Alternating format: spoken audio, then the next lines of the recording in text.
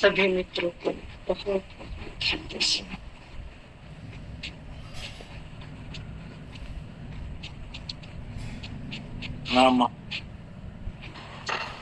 प्रणाम माता जी।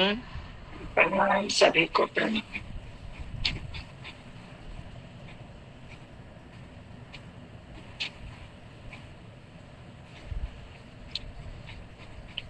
अध्यात्म का शिखर, जहाँ संसार और अध्यात्म अलग नहीं है, लेकिन जब तक हम मन के तल पर हैं, परिधि पर हैं, हर पल परीक्षा है। कहना देखो मेरे प्यारे भाई, संभल के चलना। जैसे आंधी है, आंधी में हम चलते हैं तो धूल, मिट्टी, कंकड़, पत्थर सब हमें छू कर जाते हैं। लेकिन यदि सत्संग और साधन, अध्यात्म का जो सतगुरु ज्ञान देते हैं, अध्यात्म यानी स्वयं का अध्ययन, स्वयं में स्थिति प्रज्ञ रहना, जब उसका हमें ज्ञान हो जाता है भीतर, तो ये बाहर की परतें हमें, परिधि जो हमें छूती नहीं, हमारे केंद्र को। लेकिन किसकी नहीं छूती? जिसने परिधि से केंद्र को छू लिया है, स्थिति प्रज्ञ हो गया है। अगर हमने बुद्धि से बात को पकड़ा तो फिर बात अधूरी रह जाएगी। ये इसीलिए ध्यान और सत्संग और गुरु का सानिध्य, कंटिन्यूटी, बिल्कुल बार बार, जैसे हमें भूख लगती है तो बार बार हमें भोजन की आवश्यकता पड़ती है, इसी तरह से एक साधक को साधना करते हुए अनेक परिस्थितियां हमारे सामने आती हैं, क्योंकि साधन जो हम कर रहे हैं बाहर से किसी को लेना देना नहीं है, वो एज इट इज चलेगा। यहाँ हर तरह के द्वंद्व होंगे, हर तरह के तमाशे होंगे, झूठ है, कपट है, छल है, सब कुछ यहाँ उसी तरह से चल रहा है। लेकिन जो साधना रत है वो अपने को बचा बचा के चलता है, धीरे धीरे एक एक कदम रखता है, ताकि वो धूल हमारी आत्मा पर ना पड़े। यानी जो हमारा आत्म स्वरूप है, वो मन की परत और बाहर के जो अनंत अनंत विपरीत का जो छोर है, वो हमारी आत्मा को ढक गया है। दूषित तो नहीं हो सकती आत्मा, लेकिन वो आवरण से ढक गई। कौन से आवरण से? जो हमने बाहर से संस्कार लिए हैं। किसी ने हमें गाली दी तो उसके प्रति हमारे मन के अंदर द्वेष पैदा हो गया, तो द्वेष मन के अंदर जो पैदा हो गया, तो वो आत्मा को ढक दिया आत्मा को। इसी तरह से हमारे साथ किसी ने छल किया, उसके प्रति हमारे मन में जो भी विकार पैदा हुए, वो हमारी आत्मा के ऊपर परत दर परत चढ़ते चले गए। अच्छे संस्कार, बुरे संस्कार, जो भी संस्कार हमने लिए हैं, सब एक ढक्कन का काम करते हैं हमारे चित आकाश पर। चित क्या है? हमारी आत्मा का चिंतन। मन के साथ जब मिश्रण होता है आत्मा का, तो आत्मा मन के साथ लिप्त होकर मन के अधीन हो जाती है अपना, क्योंकि आत्मवान केवल जानती है, वो हर तरह से सहयोग करती है। जब हर तरह से सहयोग करती है तो यहाँ कर्म फल का सिद्धांत लागू हो जाता है, क्योंकि आत्मा पहले से ही स्वतंत्र और मुक्त है, इसलिए वो दखल करती नहीं है, किसी भी बात में संसार की दखल नहीं करती। लेकिन मन के अधीन होकर मनुष्य अज्ञान में, अंधकार में कर्म करता चला जाता है, और जैसे जैसे कर्म करता है, ऐसे ऐसे आत्मा बोझिल हो जाती है, ढक जाती है हमारी ये संसार के आवरण से, संसार की परत से। तब कहा ना कि मृत्यु आएगी, सब छीन लेगी जो हमने यहाँ पकड़ा है। अब क्या नहीं छीना जा सकता? जो मुक्त अवस्था, जो आत्मज्ञान की अवस्था, जो मेरा जो मूल स्वरूप है। मेरा मूल स्वरूप क्या है? बिल्कुल शुद्ध खाली चैतन्य। तो उसको हमें अपने निज स्वरूप को पहचान कर, कैसे पहचानोगे? पहचान तो उसकी ऐसे नहीं हो सकती, मन और बुद्धि से नहीं हो सकती। जैसे ही हमने बाहर से लिया है ऐसे ही हमें धीरे धीरे उसको खाली करना पड़ेगा। अगर शीशे के ऊपर आप कपड़ा डाल दो तो आपको आपका प्रतिबिंब नहीं दिखाई देगा। कपड़ा हटाओ तो आप शीशे के सामने खड़े होंगे तो आपका प्रतिबिंब स्वाभाविक आपको नजर आ जाएगा कि आप कैसे हैं। ठीक इसी प्रकार जब आत्मा बिल्कुल ध्यान साधना और सत्संग से बिल्कुल मन खाली हो जाता है, यानी अब बाहर का जो हमने लिया था वो एक भी परत अब मन की आत्मा के ऊपर नहीं है। कहा ना, तोरा मन दर्पण कहलाए, दर्पण की तरह हो गई, बिल्कुल पानी हो गई, क्योंकि अब कोई भी बाहर का संस्कार भीतर नहीं है। और जब भीतर नहीं है तो फिर स्वयं को स्वयं देखना, जैसे शीशे में क्या देखते हो, स्वयं को ही तो स्वयं में देखते हो। ऐसे ही आत्मा स्वयं में स्वयं का दर्शन करते हुए आत्मा में स्थित प्रज्ञ हो जाती है। और जब आत्मा में स्थित प्रज्ञ हो जाती है तो सबकी आत्मा को देख लेती है कि सब एक जैसे हैं, सब एक जैसे हैं। ये हुई स्वयं की पहचान, मैं कौन हूं।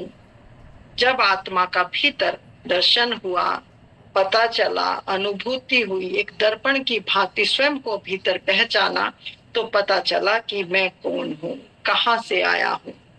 तो ये सब रहस्य, क्योंकि वो ज्ञान स्वरूप है, वो ज्ञान स्वरूप है, वो पहले से ही सब जानती है। तो उसे जैसे ही वो खाली होगी वो अपने रास्ते पर क्योंकि वो मुक्त है, उस पे कोई भार नहीं है, आत्मा पे कोई भार नहीं है। ये तो हमने मन के अधीन होकर आत्मा को शरीर मन इंद्रियों के कारण, अभी जो भजन गाया है, मन इंद्रियों को अलग करना है। तो मन इंद्रियों के कारण हमने अपनी आसक्ति के कारण अपनी आत्मा को बाहर की चाह के कारण बोझल किया हुआ है, बोझ हो गया आत्मा के ऊपर।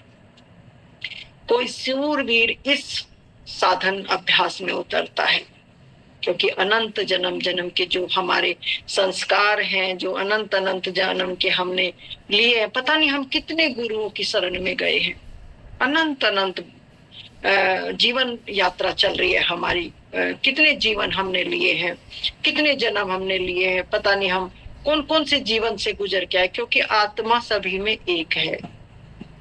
वो चाहे पशु हो, पक्षी हो, पेड़ हो, पौधा हो, तभी तो ये खिला हुआ है। आत्मा का मतलब जीवन, जीवन है आपके अंदर। कौन सा जीवन है? जिसके कारण आप श्वास ले रहे हो, जिंदा हो, आप खिले हुए हो, हंसते हो, बोलते हो, इंद्रियां काम करती हैं। अगर वो जीवन आपके भीतर ना हो तो राम नाम सत्य हो जाएगा। तो जैसे ही हम साधन अभ्यास गुरु के सानिध्य में बैठते हैं तो हमें धीरे धीरे हमें समझ आनी शुरू होती है। समझ आएगी हमें, मन और बुद्धि के तहत ही हमें पहली समझ आएगी। हमें पता लगेगा कि हमें कैसे बैठना है, कैसे सत्संग सुनना है, कैसे हमें शरणागति में रहना है, कैसे साधन करना है, कैसे हमें बाहर आचरण करना है, कैसे हमें डी अटैच रहना है। ये सब समझ हमें सतगुरु सत्संग में देते हैं। और साथ साथ ये भी कहते हैं कि ये विपरीत का संसार है, ये ऐसे ही चलेगा, ऐसे ही चलेगा, लेकिन हम उसको बदलने की कोशिश करते हैं, क्योंकि हमारी समझ तब प्रखर होती है, हमारी समझ जब शुद्ध हो जाती है, हमारी समझ जो चैतन्य हो जाती है, क्योंकि बुद्धि अभी चैतन्य हो गई, समझ आ गई है बुद्धि को कि ये विपरीत जो छोर है, ये व्यवहारिक जगत में कौन कैसा है वो स्पष्ट नजर आने लगता है लोग। लेकिन इसका मतलब ये नहीं कि आप उसको बदल सकते, स्पष्ट नजर आएगा, दिखाई देगा, सब पता लगेगा, लेकिन फिर भी आप बदल नहीं सकते।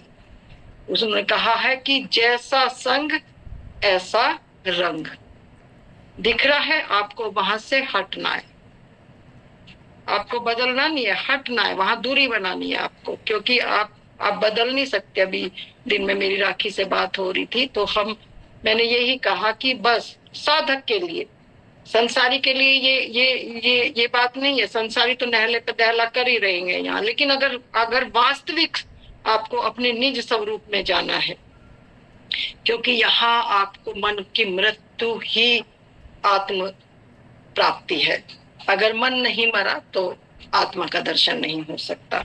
और जब तक आत्मा का दर्शन नहीं होगा, मैं कौन हूँ, पहले ये पता लगेगा। ध्यान में क्या पता चलता है? ध्यान क्या है? ध्यान पूरे जगत से हटकर स्वयं पर केंद्रित होता है, मैं कौन हूँ। जब हम आंख बंद करते हैं, क्या करते हैं? हम अकेले बैठते हैं, आंख बंद करके क्या करते हैं? बस खोज चलती है, अपने ऑटोमेटिक खोज चलती है, मैं कौन हूँ। और एक दिन ऑटोमेटिक ही आपको अपना पता चलता है कि अरे मैं ना शरीर हूँ, ना मैं विचार हूँ, ना मैं मन हूँ, ना मैं इंद्रिया हूँ, मैं क्या हूँ। वो आपको अनुभूति होगी। वो शब्दों में कहना शब्दों में अगर कह भी दिया जाएगा तो फिर वो शब्द ही है, वो शब्द ही है। वो आपका रूपांतरण पूर्ण रूप से नहीं कर पाएंगे। वो आपको अंदर अनुभूति होगी, बिल्कुल ओरिजिनल। जैसे प्यास लगी, पानी पिया, तो प्यास से पहले आपको प्यास की अनुभूति थी, लेकिन आपने पानी पिया, फिर क्या है? तृप्ति की अनुभूति आपके अंदर है। इसी तरह से जो खोजी है, खोजता है अपने भीतर, तो जिस दिन उसको अपना पता लगता है, उसको पूछने की आवश्यकता नहीं पड़ती है, पूछने की जरूरत ही नहीं पड़ेगी। क्योंकि शीशे के सामने आप खड़े हो तो ये थोड़ी पूछे हो ये राजेश है या मनोमाया। आप देख लेते हो, देख के क्या है? मौन। आप राजेश आईने के सामने खड़ा है तो क्या ये राजेश कहेगा कि शीशे से पूछेगा कि ये शीशा मुझे बताओ ये राजेश है क्या? कोई सवाल क्यों नहीं करते हो? क्योंकि आपको कंफर्म है कि मैं ही शीशे के सामने खड़ा हूं। क्लियर? ये आपको बिल्कुल पता है कि मेरा ही जो स्वरूप है शीशे के सामने, मेरा ही प्रतिबिंब मेरे सामने। किसी से पूछने नहीं जाते, किसी से सवाल नहीं करते आप। इसी तरह से ध्यान करता हुआ जब अपने भीतर जाता है स्वयं की खोज, तो अपनी आत्मा, ये शरीर को छोड़ो, मन को छोड़ो, बुद्धि को छोड़ो, सब जब बिल्कुल डिअटैच हो जाते हैं तो क्या बचेगा? जो इनको चला रहा है। कोई शक्ति है ना जो समस्त ब्रह्मांड को चला रही है। वो मनुमा कोई नहीं चला रही। मनुमा ने का दर्पण साफ हुआ है, आपका दर्पण अभी मैला है, धुंधला है। ये शरणागति कहा ना कि जैसा संग ऐसा रंग। तो साधना किस बात की है? कि स्वयं की, मैं कौन हूं। मैं कौन हूं कैसे पता लगेगा? जब आप गुरु का सानिध्य करेंगे, सत्संग करेंगे, ध्यान में ध्यान के अलावा कोई रास्ता है? प्रेम और ध्यान। प्रेम क्या है? पहले बाहर सतगुरु से आप प्रेम करते हैं, क्योंकि वो वीत राग है, उसका ना किसी से राग है ना द्वेष है, क्योंकि उसका दर्पण खाली हो गया बिल्कुल। उसके मन में किसी के प्रति कोई भाव नहीं है, कोई विचार नहीं है, जैसा का जैसा देखता है वो। लेकिन हम जैसा देखकर जैसा कहते हैं तो हम क्या है? हम बात को पकड़ लेंगे कि अरे मनु माँ भी तो ऐसे ही बात करती है। लेकिन नहीं, मनु माँ उस शिखर से जो संत बात करते हैं वो, और पहली बात तो ये है कि संत विपरीत बात करते हैं, उनको पता है कि ये विपरीत का संसार है, ये ऐसे ही रहेगा। वो केवल अपना शुभ आशीष देते हैं, शुभ भावनाएं देते हैं। मालिक सबको रास्ता दे, सबके ऊपर दया कर, क्योंकि वो जानता है मन से खाली होना कितना मुश्किल है, कितना कठिन है मन से खाली होना। एक विचार हटता है, दूसरा विचार आ जाता है, दूसरा हटता है, तीसरा आ जाता है। एक आदमी से पीछा छूटा, इससे शिकायत थी, अब दूसरा खड़ा हो गया। अब एक से शिकायत थी, अब तीसरा खड़ा। ये संसार तो एक हटेगा दूसरा आता है। तो हम क्या ले रहे हैं, अंदर ले रहे हैं। किसको ले रहे हैं? कभी किसी को, कभी जिनसे भी हम संबंधित होते हैं, जिनसे भी हम संबंधित हो रहे हैं, सबको अपने अंदर ले रहे हैं। तो कहा ना कि दिल का हुजरा साफ कर जाके आने के लिए, ध्यान गैरों का हटा उसको बैठाने के लिए। वो हृदय में जब बैठता, कहा ना चित्त में चिंतन किसका चल रहा है? मेरा मकान नहीं बना, मेरा ध्यान नहीं लगता, मेरी दुकान नहीं चलती है, मेरा बीवी मेरी बात नहीं मानती है, मेरा पति मेरी बात नहीं मानता है, मेरा घर ऐसा होना चाहिए, मुझे वहां जाना चाहिए। मुझे क्या चिंतन चल रहा है? ये विचारों का जो जत्था है हमारे अंदर, वो चल रहा है। और चिंतन क्या चलना चाहिए? 24 घंटे आपको किससे प्रेम होना चाहिए? चित्त का चिंतन, सतगुरु, सतगुरु शरण गहो मेरे प्यारे। और सतगुरु कौन है? सतगुरु है जो सत्य में रहता है, सत्य में रहता है। अब वो बदलता नहीं है। अब वो, क्योंकि मन उसके पास अब नहीं है, मन केवल उसका यंत्र है।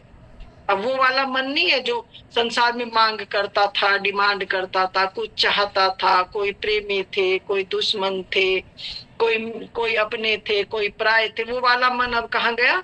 विदा हो गया, खाली हो गया। अब कौन सा मन है? अब मन केवल यंत्र है संसार में रहने के लिए, क्योंकि मन के बिना तो यहाँ ये शरीर चलेगा नहीं। मन और बुद्धि तो रहेंगे, लेकिन मन और बुद्धि क्या हो गए? आत्मवान हो गए, चैतन्य हो गए, प्रकाशमान हो गए, अपने दिव्य सब। अब पहले जो आत्मा मन के अधीन होकर मन इंद्रियों से ढकी हुई थी, अब मन इंद्रियां डिजोल्व होकर आत्मा में मिल गई, यानी एक हो गई।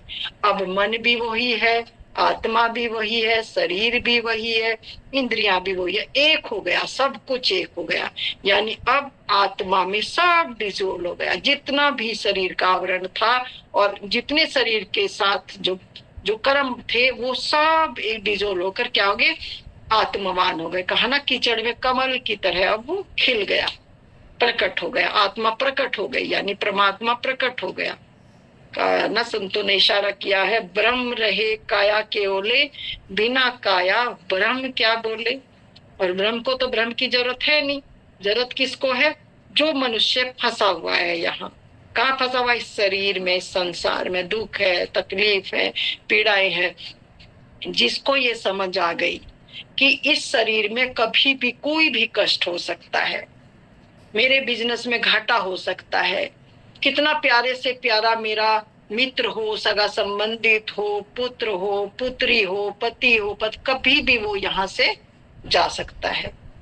और लेकिन जब तक नहीं जाता, कुछ हमें चोट नहीं लगती, हम सोचते हैं कि अरे उसका हुआ है, हमारा तो नहीं होगा।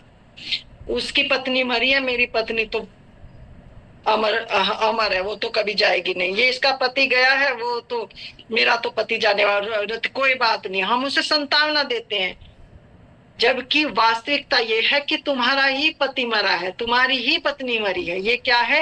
ये बोध दृष्टि है, ये विवेक है कि जिसने एक की मृत्यु देख ली, उसने सब इस मृत्यु लोक के रहस्य को जान लिया कि ये यहाँ हम मृत्यु लोक में रह रहे हैं, कभी भी बुलावा आ सकता है, कभी भी जा सकते हैं।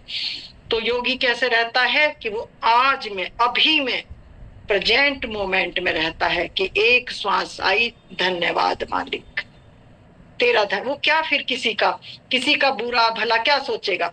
वो फिर वो किसका धन्यवाद करता है? मार, क्योंकि वो सांस उसकी अमानत है।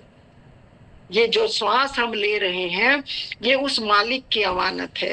तो क्या करता है योगी? तो बार बार जब आंख बंद हो जाती है, वो इतना प्रेम में हो जाता है कि मालिक शुक्र है तेरा, एक श्वास आई। कहा ना कि एक श्वास आई और एक नहीं आई, खेल खत्म।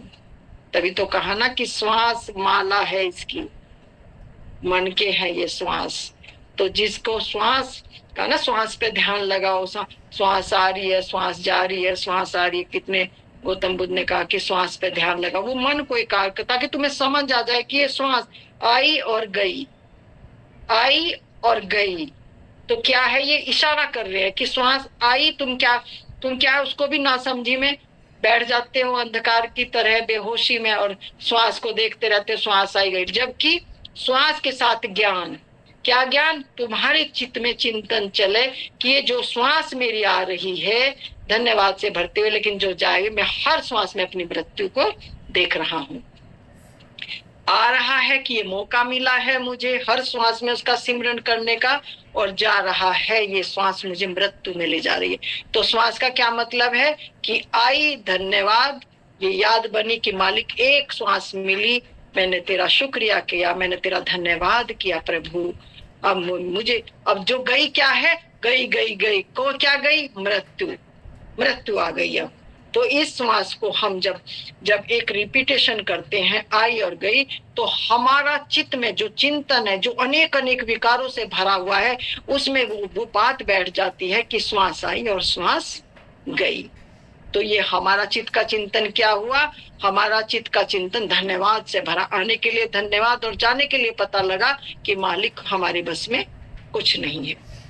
इसके बाद जब हमें पक्का यकीन हो जाए कि हमारे हाथ में कुछ नहीं है, तो आपकी बाहर की दौड़ बंद हो जाती है, फिर भागना बंद हो जाता है। तो फिर आप कहाँ बैठते हैं? आप सतगुरु की शरण में बैठते हैं। फिर आंख बंद करते हैं और पुकारते हैं कि मालिक मुझे अपने चरणों में जगह दे।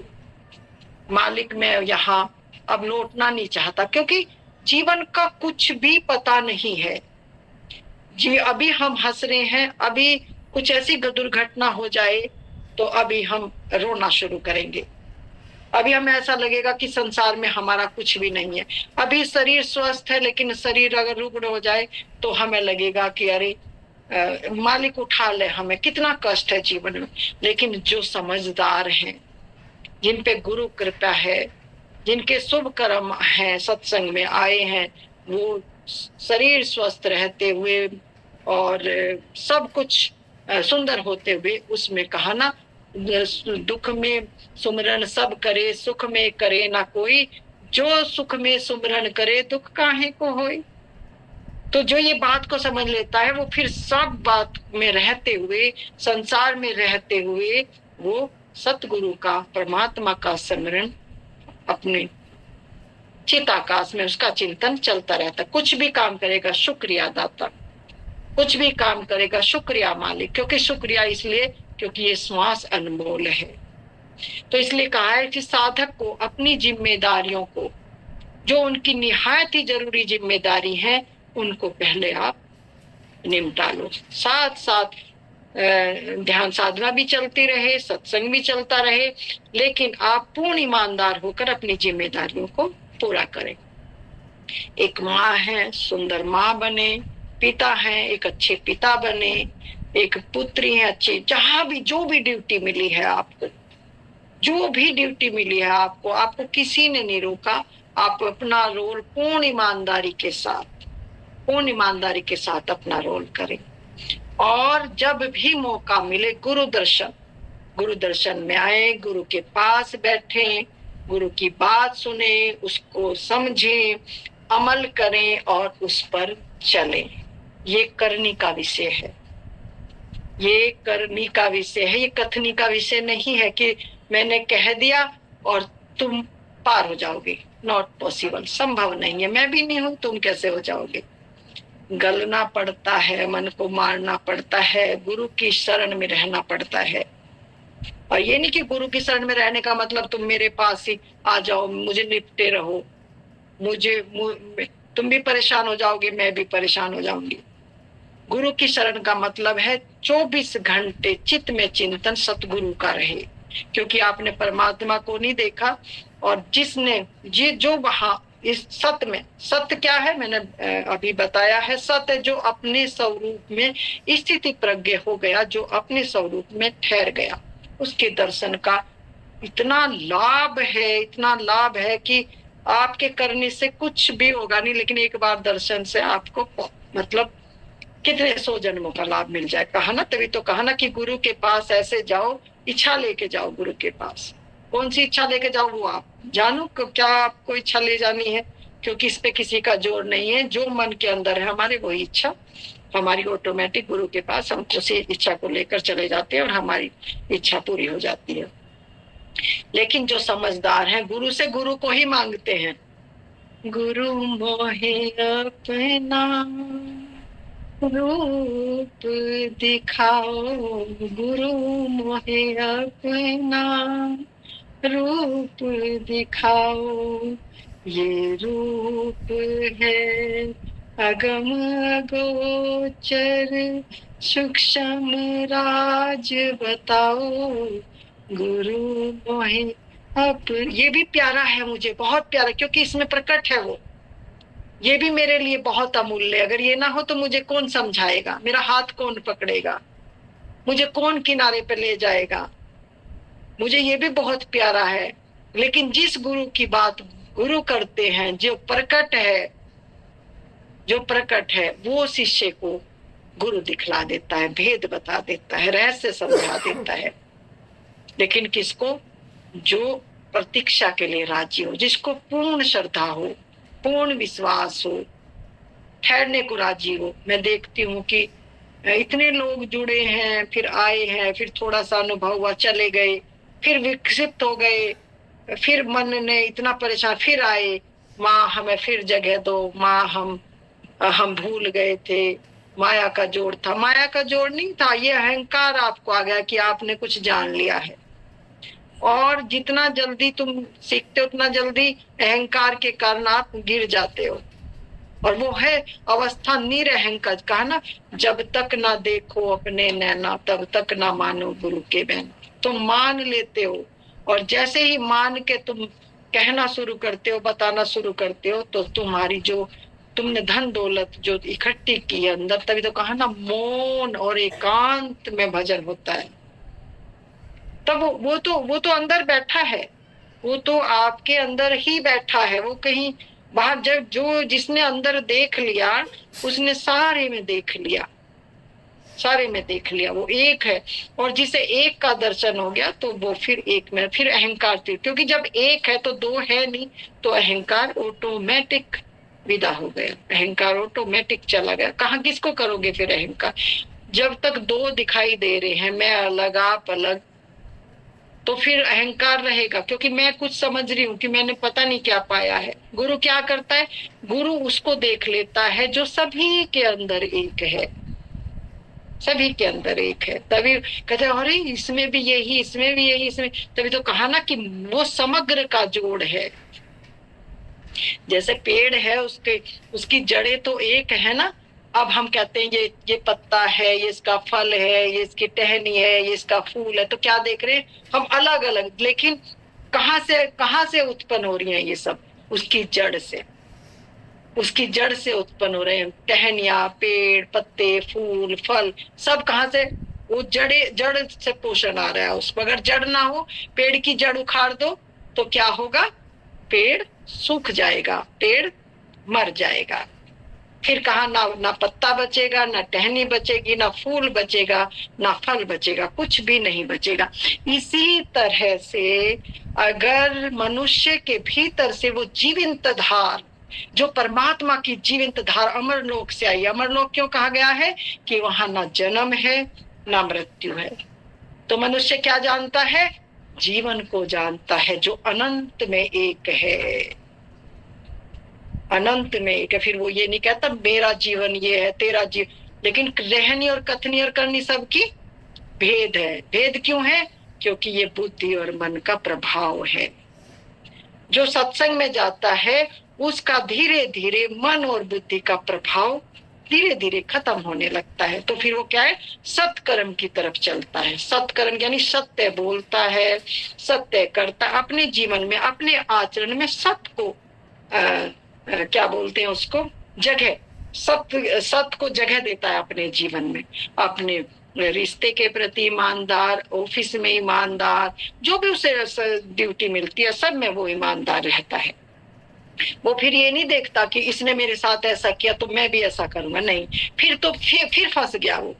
तो कहा ना कि सत्य पे चलना तलवार की धार पर चलना है, बिल्कुल अकेले चलना है ना, अकेले चलना है। जैसे ही आपने नजर उस पे की कि इसने मेरे साथ छल किया, अब मैं इसको सब, तो कहाँ चले गए, उसके कर्मों के साथ आप जुड़ गए, और आप जिस चेतना के साथ आप द्वंद में आए वो उस एग्जैक्ट वैसे हो गए आप उस क्षण के लिए ऐसे। तो फिर उस क्षण के लिए हुए तो हुए, आपने स्टोर कर लिया कर्म, उसका जो कर्म था वो आपने अपने अंदर ले लिया। कहा ना कि जब तक आपके भीतर दोष दृष्टि है, जब तक आपको विपरीत दिख रहा है, तब तक आप जमा कर रहे हैं। और साधक क्या करता है, खाली करता है, खाली करता है, और एक दिन क्या होता है, तोरा मन दर्पण कहलाए। और दर्पण में क्या दिखता है, अभी मैंने एग्जाम्पल दिया है, उदाहरण देकर समझाया। राजेश शीशे में खड़ा है, ये किसी से पूछता है कि शीशे मुझे बता कि मैं राजेश हूँ या कौन हूँ मैं, कभी सवाल नहीं उठता। आपने ये प्रैक्टिकल लाइफ में देखा है कि आप सब सुबह ही आईने में सजते हैं, संवरते हैं, कंघी करते हैं, तो ये थोड़ी पूछते हैं कि मैं किसको सजा रहा हूँ, किसको कंघी कर रहा हूँ, किसको क्रीम लगा रहा हूँ, किसको कर रहा हूँ। तो देखते हैं और संतुष्ट हो जाते हैं, आहा मैं ही हूँ, सुंदर हूँ। कोई कमी लगती है उसे संवारते हैं, उसको ठीक करते हैं। ठीक इसी प्रकार आत्मज्ञान से भरा हुआ सत्संग और गुरु के सानिध्य में साधक सदा हुआ, वो अपनी आत्मा को 24 घंटे सत्संग से सुंदर करता है, खाली करता है। और जैसे जैसे जैसे जैसे खाली होता है, ऐसे ऐसे ही आत्मा बलवान होती है। मन का साम्राज्य धीरे धीरे खत्म होता है। और अब क्या होता है आत्म दर्शन करता है भीतर। फिर ये थोड़ी पूछेगा कि मुझे सत्य मिला है या नहीं मिला है, मैं कौन हूं। ये सारे प्रश्न एक दिन आपके गिर जाते हैं, सब प्रश्न गिर जाएंगे। मैं कौन हूँ, कहाँ से आया हूँ, क्यों इस शरीर मन इंद्रियों में फंसा हूँ, कैसे यहाँ से निकल सकता हूँ। साधन अभ्यास से, सत्संग से सारे प्रश्न हल हो जाएंगे अंदर।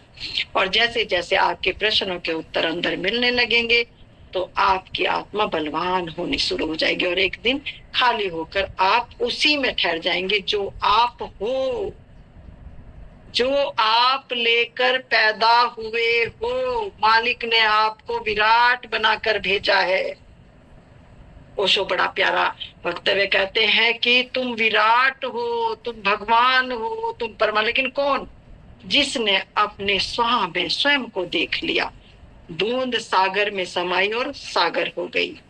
लेकिन बूंद अगर अलग होने का उसे बोध बना हुआ है कि मैं अलग हूं, ज्ञान का भी अहंकार है, अज्ञान का भी अहंकार है, यहाँ सूक्ष्म से सूक्ष्म अहंकार है। लेकिन जिसको स्वयं का दर्शन हो जाता है, वो सभी में उस मालिक के दर्शन करता है। तभी तो इतना नीवा तो कहा ना कि उसके गुण है करुणा, प्रेम, दया, धर्म। धर्म कब पैदा हुआ? धर्म क्या है? धर्म मनुष्य का स्वभाव है, मनुष्यता है धर्म। और मनुष्यता कब आएगी?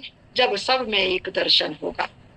जिधर देखता हूं उधर तू ही तू है, तो सब में एक दर्शन होगा। ये आपको धीरे धीरे रे मना धीरे सब कुछ होए, माली सींचे सो घड़ा ऋतु आए फल होए।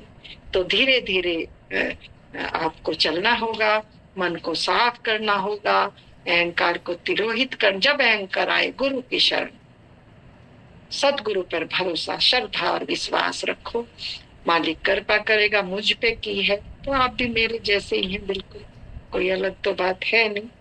बस ये है कि मेरी प्यास और मेरा दृढ़ संकल्प मेरा फकीर बाबा के ऊपर मुझे ये था।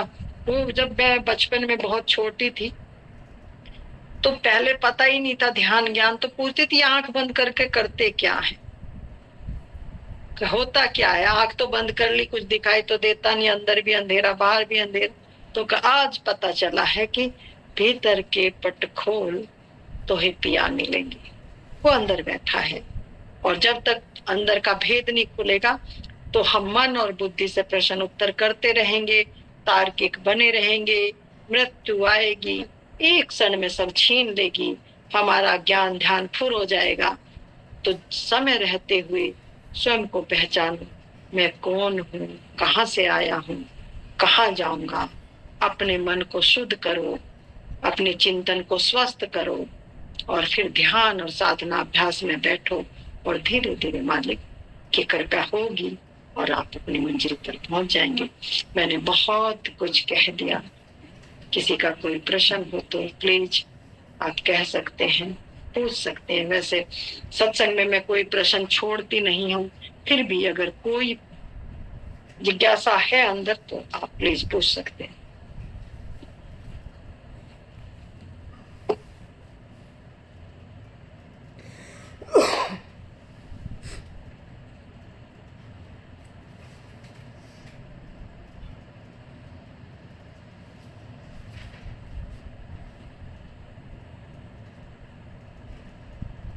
सबके प्रश्न गिर गए। किसी का कोई प्रश्न नहीं बचा। अरे वाह जी वाह, वाह जी वाह, बहुत सुंदर, बहुत सुंदर। प्रश्न रहने नहीं चाहिए। अगर प्रश्न उठे भी तो ये मन बुद्धि के प्रश्न। हाँ, फिर भी हम प्रश्न पूछ लेते हैं तो हमें एक सहारा मिलता है, और फिर प्रश्न ज्यादा खड़े नहीं होते। तो इसलिए सहारा तो बाहर, जब तक हमारा मन है तो सहारे की आवश्यकता पड़ती है। तो भजन लगा देती हूँ, है ना। किसी को कुछ कहना है या विदा दूंगा?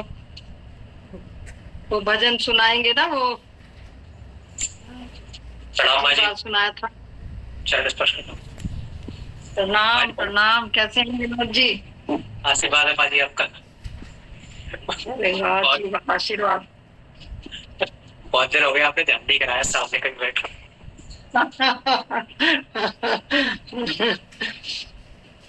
माला, क्या हाल है?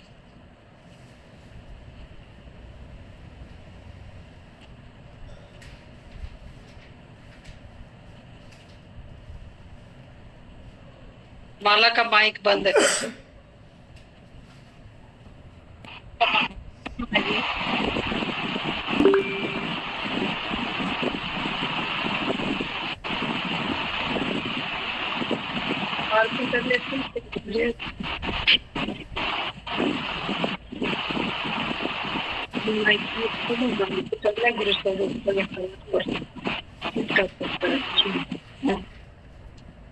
चरण शरण की वंदना, नित्य और न कोई काम।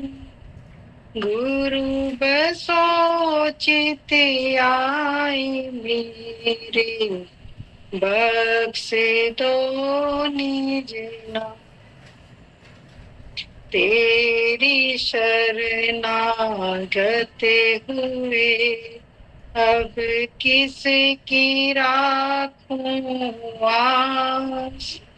आस तो तेरी दया की, जग से रहूं उदास। नाम गाऊं रूप धाम, शब्द राता मन। आठों याम तेरा ही स्मरण, भाग्य मेरा धन। शीस पर निज धर कमल, रख लिया है गुरु शरण लगाए। पतित पापी तर गए, दाता शरण तेरी आए। मुक्ति की नहीं चाहे मन में, भक्ति प्यारी लाल। राधा स्वामी की दया से, भाग्य पूर्ण जा। चरण शरण की वंदना, नित्य और न कोई काम। गुरु बसोचित आए मेरे, बख्श दो निज नाम। दाता बख्श दो निज नाम। सबको बहुत बहुत शुभकामनाएं, शुभ आशीर्वाद। सबका जीवन मंगलमय हो, सबको शांति मिले, सबके जीवन में सुख हो, सबको सच्ची मंजिल मिले। प्रणाम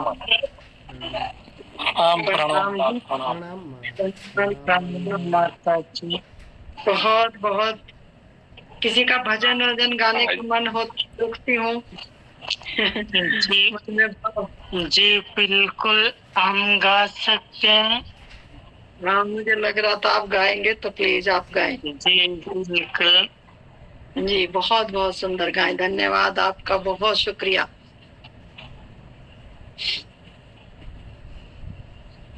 करता हूँ गुणगान, मुझे तो ऐसा वरदान।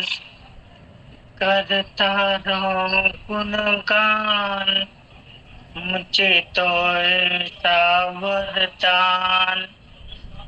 तेरा नाम लेते लेते इस तन से निकले प्राण, इस तन से निकले प्राण, करता रहूं गुणगान, मुझे तो ऐसा वरदान।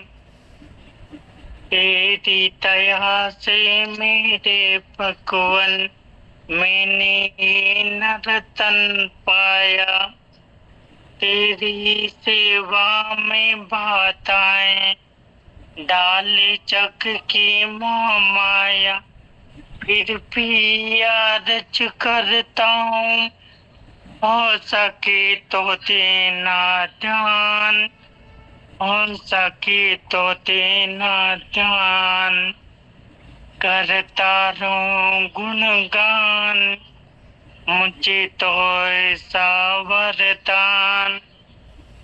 राधा मेरा नरसी जैसी दुख सहने की शक्ति तुम, विचलित न पथ से भगवन मुझको ऐसी भक्ति तुम, तेरी सेवा में हो इस जीवन की हर शाम, इस जीवन की हर शाम, करता रहूं गुणगान, मुझे तो ऐसा वरदान।